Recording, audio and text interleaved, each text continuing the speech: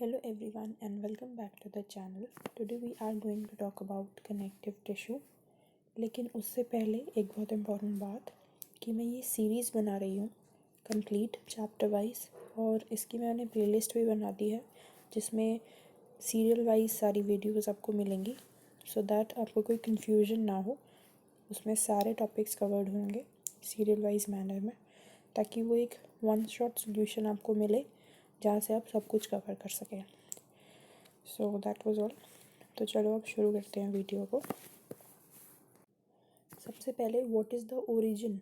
So origin is mesoderm, मतलब कि कौन सी जर्म लेयर इन्वॉल्व है फॉर्मेशन ऑफ कनेक्टिव टिश्यू में, मीजोडर्म।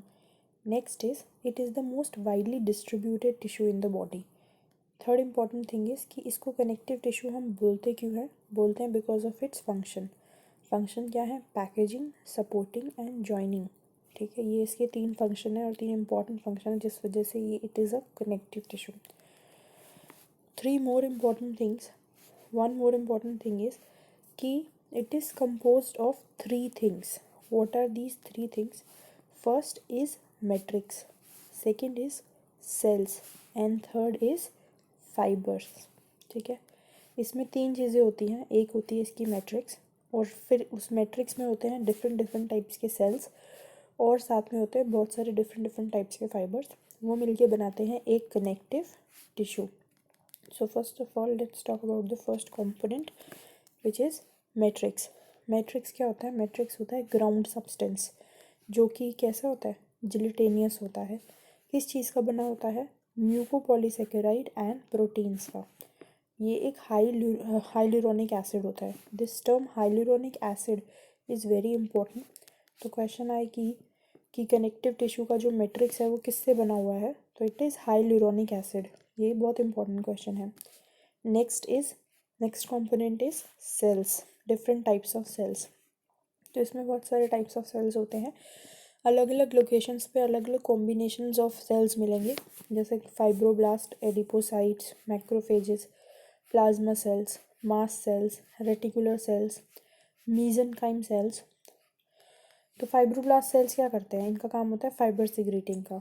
एडिपोसाइट्स का क्या काम होता है? एडिपोसाइट्स जो होते हैं वो एडिपोस, जिसको हम फैट सेल्स भी बोलते हैं, यहाँ पे क्या होता है? फैट स्टोरेज होती है। Next is macrophages. मैक्रोफेजेस जो होते हैं वो एक टाइप के WBCs होते हैं, जो कि जब ब्लड के अंदर होते हैं तो उनको हम उस पर्टिकुलर WBC के नाम से जानते हैं, मोनोसाइट के नाम से। लेकिन जब वही मोनोसाइट टिश्यू में एंटर करते हैं तब उसको बोलते हैं मैक्रोफेजेस। और ये क्या करते हैं?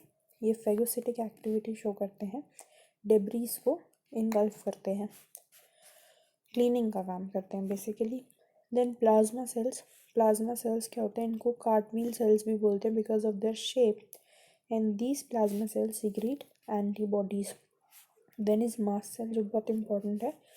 ये तीन केमिकल्स रिलीज करता है, हिस्टामिन, सेरोटोनिन और हेपेरिन।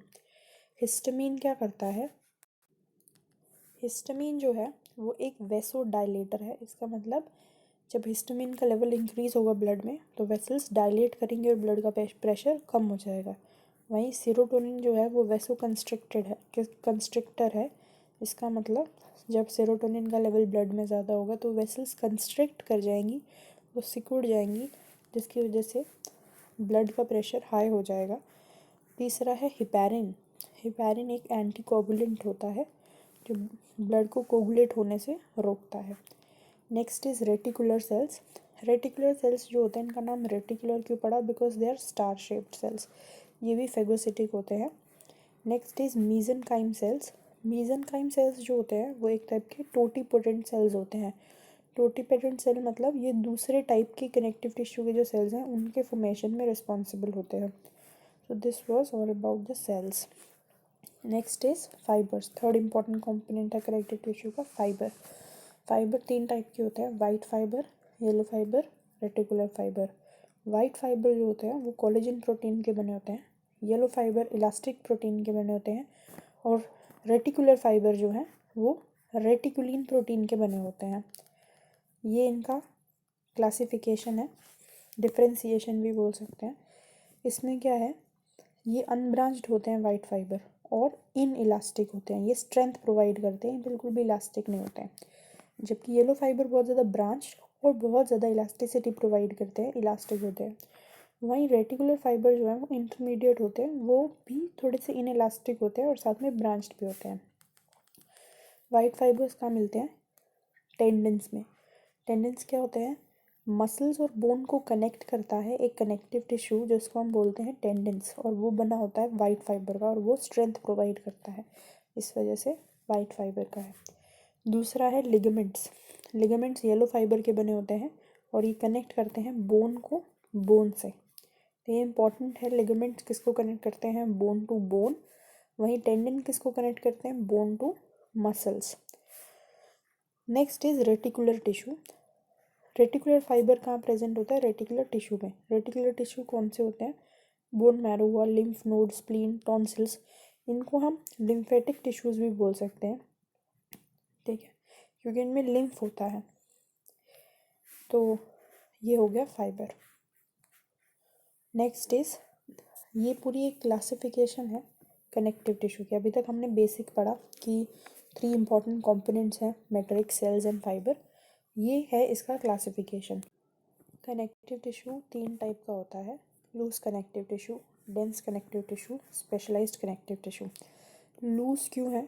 क्योंकि इसमें फाइबर कम है और मैट्रिक्स ज़्यादा है, इस वजह से ये लूज होता है।